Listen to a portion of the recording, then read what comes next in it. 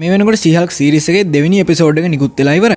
ඒ වගේම මේ එපිසෝඩ් එකේ කවුරුත් නොහිතපු ඊස්ටර් එග්ස් කිහිපයක්ම තිබ්බා. ඉතින් අද අපි ඒ ඊස්ටර් එග්ස් කිහිපෙම සහ තවත් ප්‍රධානම කරුණු 40ක් ගැන කතා කරන්න බලාපොරොත්තු වෙනවා.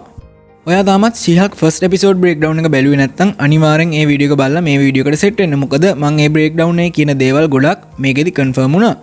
රයිට් එහෙනම් වැඩි කතා නැතුව අපි යමු වීඩියෝ එකට.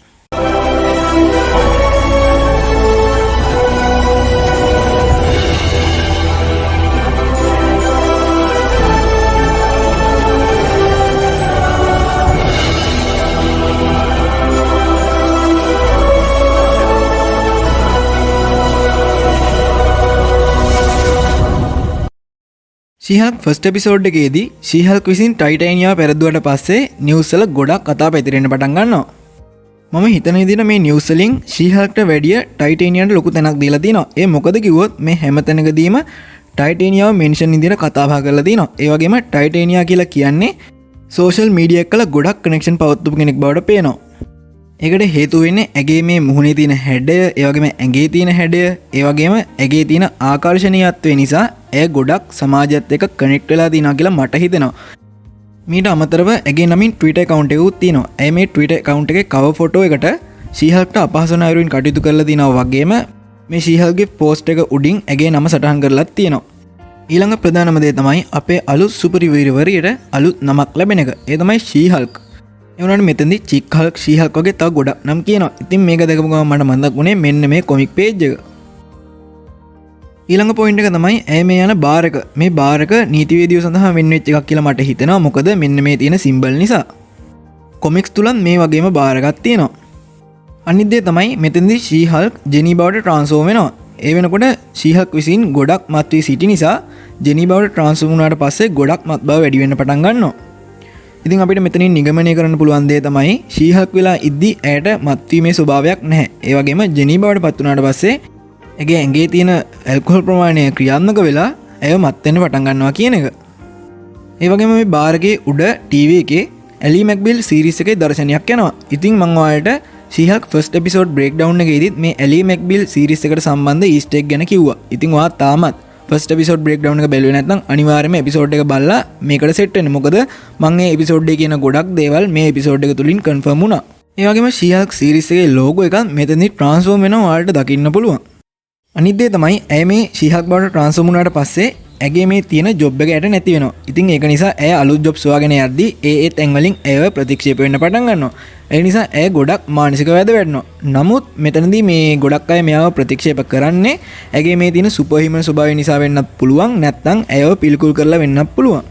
එහෙම නැත්නම් මෑට තියෙන බය නිසා වෙන්නත් පුළුවන්. ඔන්න දැන් ඉඳන් තමයි අපිට මුළු එපිසෝඩ් එකේම තියෙන ප්‍රධානම කරුණු ගැන කතා කරන්න තියෙන්නේ. ඒක නිසා අවධානයෙන්ම අහගෙන ඉන්න. ජෙනී ඇගේ ලැප් එකෙන් යම් කිසි වෙබ්සයිට් එකක ඉන්නවා දකින්න පුළුවන්. ඉතින් මේ වෙබ්සයිට් එකේ උඩම find Ant-Man කියලා ටැබ් එකක් තියෙනවා. ඉතින් මේ ටැබ් එකෙන් Ant-Manට රෙෆරන්ස් එකක් දුන්නා වෙන්නත් පුළුවන්. එහෙම නැත්නම් ඉස්සරහදී නිකුත් වීමට නියමිත Ant-Man movie එකට රෙෆරන්ස් එකක් දුන්නා වෙන්නත් පුළුවන්. ඒ වගේම මේ ඊට එහා පැත්තේ තියෙන අනිත් ටැබ් එක Norse Mythology කියලා නම් කරලා තියෙනවා. ඉතින් මේ ටැබ් එකෙන් Thorට රෙෆරන්ස් එකක් දුන්නා වෙන්නත් පුළුවන්. ඊට එහා පැත්තෙන් තියෙන Avengers ටැබ් එකෙන් Avengers ලා මීට කලින් කරපු වීර ක්‍රියා තියෙන්න පුළුවන්. එහෙම නැත්නම් Avengers ලා ගැන ඩීටේල්ස් තියෙන්න පුළුවන්. එහෙම නැත්නම් ඉස්සරහදී නිකුත් වීමට නියමිත Avengers movie එකක රෙෆරන්ස් එකක් දුන්නා වෙන්නත් පුළුවන්. ඒ වගේම මේ QR code එක ස්කෑන් කරලා 2004 දී රිලීස් වුණු ශීහල්ක් ෆස්ට් කොමික් එක සඳහා තියෙන ස්පෙෂල් ඔෆර් එක ඔයාලට ලබා ගන්න පුළුවන්. ඒ වගේම මෙතන මේ ඉමේජ් එකේ තියෙන නගරය Moon Knight series එකේ තිබ්බ නගරයට ගොඩක්ම සමානයි. ඒ වගේම මේ දකුණු පැත්තේ තියෙන ඇඩ්වර්ටයිස්මන්ට් එක ගත්තොත් මේකේ Iron Man 3 කියලා සඳහන් කරලා තියෙනවා. මේක Iron Man ට දුන්න රෙෆරන්ස් එකක් වෙන්නත් පුළුවන්.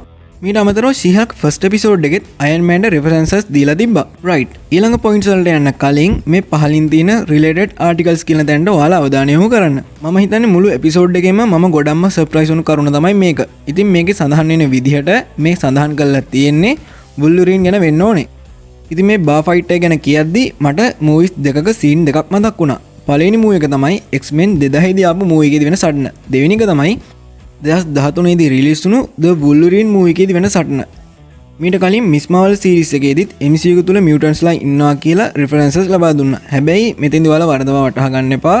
ශීහල්ක් සීරීස් එක උනාට පස්සේ තමයි Miss Marvel සීරීස් එක පටන් ගන්නෙ. එහෙම තමයි MCU timeline එකේ හැදිලා තියෙන්නේ. ඒක නිසා ඒක හොඳට මතක තියාගන්න. ඊළඟ ලින්ක්ඩ් ආටිකල් එක දැක්ක ගමන් ඔයාලට මතක් වෙන්න ඕනේ එකම එක දෙයයි. ඒ තමයි ඉටර්නල්ස් මූවි එක. ඉතින් එදා ඉටර්නල්ස් මූවි එකේදී වෙච්ච සිදුවීම ගැන විස්තරයක් මේ ලින්ක් එකෙන් ගියාම බලා ගන්න පුළුවන් වෙන්නේ නැති. එහෙම නැත්නම් එදායි සිදුවීම ගැන තාමත් නිවුස් එකක් විදිහට අභිරහසක් විදිහට තියෙනවා වෙන්නත් පුළුවන්. ඔන්න ඊළඟ පොයින්ට් එක තමයි ටිකක් ෆනි පොයින්ට් එකක් වෙන්නේ. ඒ තමයි ජෙනීගේ ෆෝන් එකේ තියෙන වෝල්පේපර් එක. ඉතින් මෙතන තියෙන්නේ කැප්ටන් ඇමරිකා. ඉතින් ෆස්ට් එපිසෝඩ් එකේ කරුණු සහ මේ සෙකන්ඩ් එපිසෝඩ් එකේ මේ කරුණ ගත්තාම අපිට දේවල් දෙකක් හිතන්න පුළුවන්. පළවෙනි දේ තමයි ජෙනී කැප්ටන් ඇමරිකා ගැන ගොඩක් ආසාවෙන් උනන්දුවෙන් ඉන්නවා. එහෙම නැත්නම් කැප්ටන් ඇමරිකාගේ කැරක්ටර් එක ජෝක් එකක් විදිහට අරගෙන තියනවා වෙන්නත් පුළුවන්.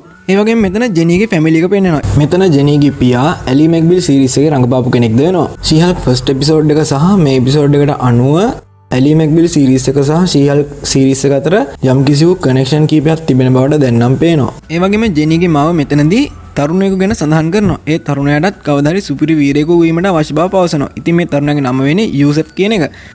කොමික්ස් තුලදී යූසෙෆ් අබ්බාස් කියලා තරුණයෙක් සිටිය බවට සලකුණු තියෙනවා. ඉතින් මේ පොයින්ට් එක ඔහුට රෙෆරන්ස් එකක් දුන්න වෙන්නත් පුළුවන්. අනිත් පොයින්ට් එක තමයි මෙතනදී හෝකයි සහ හෝකයිගේ ඊතල පිළිබඳව කතා කරනවා. ඉතින් මෙතන හෝකයිට රෙෆරන්ස් එකක් දුන්න වෙන්නත් පුළුවන්. ඊළඟට ජෙනීගේ පියා ජෙනීගෙන් අහනවා ඔබට කොහොමද කියලා. ඒ වගේම ජෙනීගේ පියා මෙතෙන්දී කියනවා ඔබ නගරයක් විනාශ කළේ නැහැ කියලා. ඉතින් මෙතනින් අපිට ගන්න පුළුවන් දේ තමයි හල්ගේ අතීතය. හල්ක් මුල්ම කාලේ ටවුන් විනාශ කරමින් ඉදිරියට ගිහපු කෙනෙක් බවට මෙතනදී රෙෆරන්ස් එකක් දීලා තියෙනවා. ඊළඟ සීන් එකෙන් පේනවා ජෙනී ඇගේ අලුත් ජොබ් එකට යනවා. ඉතින් මෙතනදී මොහු විසින් පවසනවා ජෙනීට ශී-හල්ක් ස්වරූපයෙන් වැඩ කටයුතු කරගෙන යන්න කියලා. හැබැයි මෙතනදී කියන්න ඕන දේ තමයි කොමික්ස් වලදී මොහු විසින් මෑට පවසන්නේ ඔබ ශී-හල්ක් ලෙසින් ඉන්න එපා ජෙනී විදිහට ඉන්න කියලා. ඉතින් MCU තුලදී මේ දේ හාත්පසින්ම වෙනස් කරලා තියෙනවා.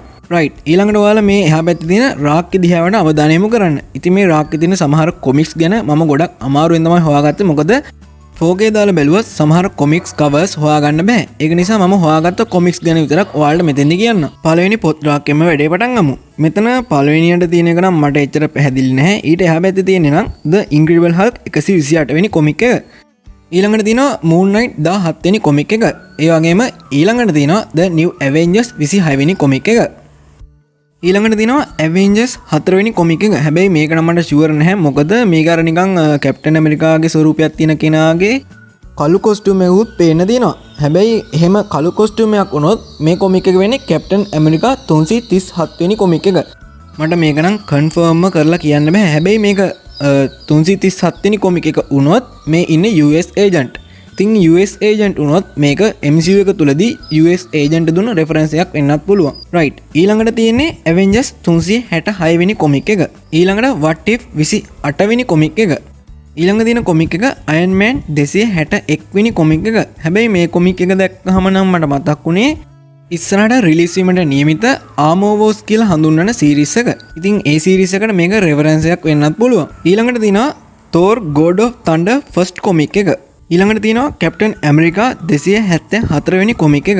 ඉතින් මට මෙච්චරයි මේ රාක්කෙන් හොයාගන්න හම්බුනේ. හැබැයි ඔයාලට 4K දාලා ලොකු ස්ක්‍රීන් එකකින් ඔයාලට මේ එපිසෝඩ් එක තව බලන්න පුළුවන් නම් ඔයාලට අනිවාර්යයෙන්ම මේ ඉතුරු කොමික්ස් ටිකක් හොයාගන්න පුළුවන්. මට එච්චර ලොකු බිග් ස්ක්‍රීන් එකක් නැහැ. ඒක නිසා මම මේ 4K දාලා මේ ටික විතරයි කොහොම හරි හොයාගත්තා. ඉතින් ඉතුරු ටික හොයාගන්න බැරි වුණාට සමා වෙන්න. රයිට්. එහෙනම් අපි යමු ඊළඟ පොයින්ට්ස් ගැන කතා කරන්න. ඊළඟ සීන් එකෙන් මේ ජෙනීව හම්බෙන පුද්ගලයා ජෙනීට කොමික්ස් තුලදී ආදරය කරන කෙනෙක්. ඉතින් MCU තුලදීත් ඒ දේ වේවි කියලා මට හිතෙනවා. මොකද මේ පුංචි කොටසෙන් උනත් ඔහුගේ මුහුණ නිසා හැඟීම් ප්‍රකාශයෙන් අපිට තේරෙනවා ඔහු ගොඩක් ජෙනීට ලෙන්ගතු වෙලා ඉන්නවා කියන එක. ඒ වගේම මේ වටේ තියෙන කෝප් එක ගත්තාම ශී-හල්ක් ෆස්ට් එපිසෝඩ් එකේ මේ කෝපෙම ජෙනීගේ ඔෆිස් එකේ තිබ්බ ඔයාලට මතක ඇති. ඒ වගේම ශී-හල්ක්ගේ නිව් ඔෆිස් එකේ මේ බිත්තියේ සටහන් කරලා තියෙනවා GLKH කියලා දැන්වීමක්. ඉතින් මේ GLKH කියන එකෙන් අදහස් වෙන්නේ මාවල් කොමික්ස් වලට මුල් පුරුක් වෙච්ච කීප දෙනෙක් ගැන. ඊළඟ සීන් එකෙන් එමිල් බ්ලොන්ස්කි එහෙම නැත්නම් ඇබොමිනේෂන් අපිට දකින්න පුළුවන්. ඉතින් ඔයාලා මේ වෙනකොට ඇබොමිනේෂන් ගැන කවුද කියලා දන්නේ නැතුව ඇති. ඒක නිසා අනිවාර්යයෙන්ම ඊළඟ එපිසෝඩ් එක රිලීස් වුණාට පස්සේ ඇබොමිනේෂන් අපිට පෙන්නයි. ඒක නිසා මම ඊට පස්සේ ඇබොමිනේෂන් ගැන ඔරිජිනල් ස්ටෝරි වීඩියෝකුත් ඔයාලට අනිවාර්යයෙන්ම අරන් එන්න. ෂැන්චි මූවි එකේ පෙන්වන හිරගෙදර සහ මේ එපිසෝඩ් එකේ පෙන්වන මේ හිරගෙදරයි දෙකම සමානයි. ඉතින් ෂැන්චි මූවි එකේ ඇබොමිනේෂන් සහ වොන් අතර වෙන සටනෙන් පස්සේ වොන් නැවතත් ඇබොමිනේෂන් මෙතන ගෙනත් දාන්නේද කියලා මෙතනදී අපිට හිතා ගන්න පුළුවන්. හල්ක් සහ ජෙනීගේ ඇමතුමෙන් පස්සේ හල්ක් ඉන්නේ සකාරියන් ෂිප් එක කියලා ඔයාලා දකින්න ඇති.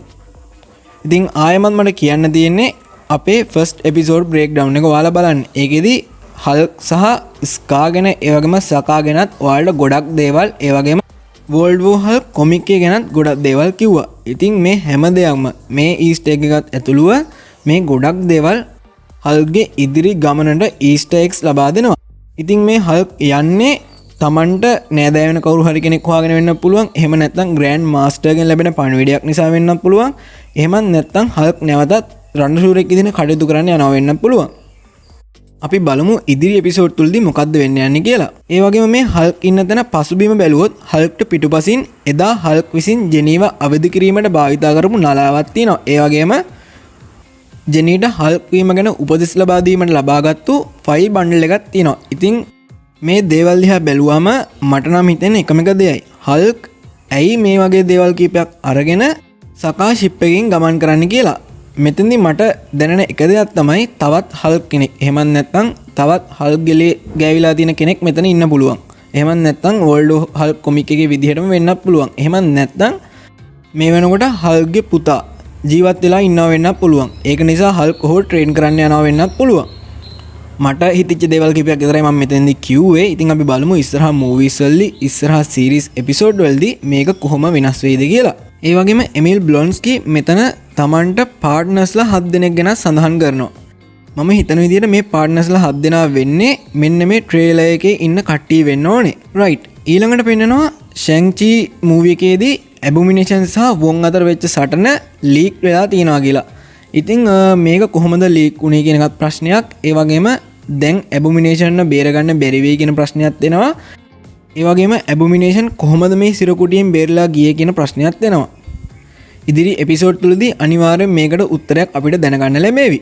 ඒ වගේම එන් සීන්ස් වලින් පේනවා ෂීහල්ක් තමන්ගේ ගෙදර අයගේ කටයුතු වලටත් ඒ වගේම මවට පියාට සහ පවුලේ ගොඩක් අයට තමන්ගේ ශක්තියෙන් උදව් කරනවා කියලා. රයිට්. ඔන්න එහෙනම් අපි ෂීහල්ක් සෙකන්ඩ් එපිසෝඩ් එකක් බ්‍රේක් ඩවුන් කරලා ඉවරයි. ඉතින් මේ එපිසෝඩ් එකේ මීට අමතරව කරුණු ඔයාලා දන්නවනම් අනිවාර්යෙන් පහළ කමෙන්ට් සෙක්ෂන් එකේ කමෙන්ට් කරන්න.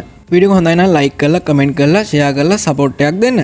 ෂීහල්ක් 3rd එපිසෝඩ් බ්‍රේක් ඩවුන් එකෙන් හමු වෙන්නම් ඕගොල්ලන්ට ජය වේවා.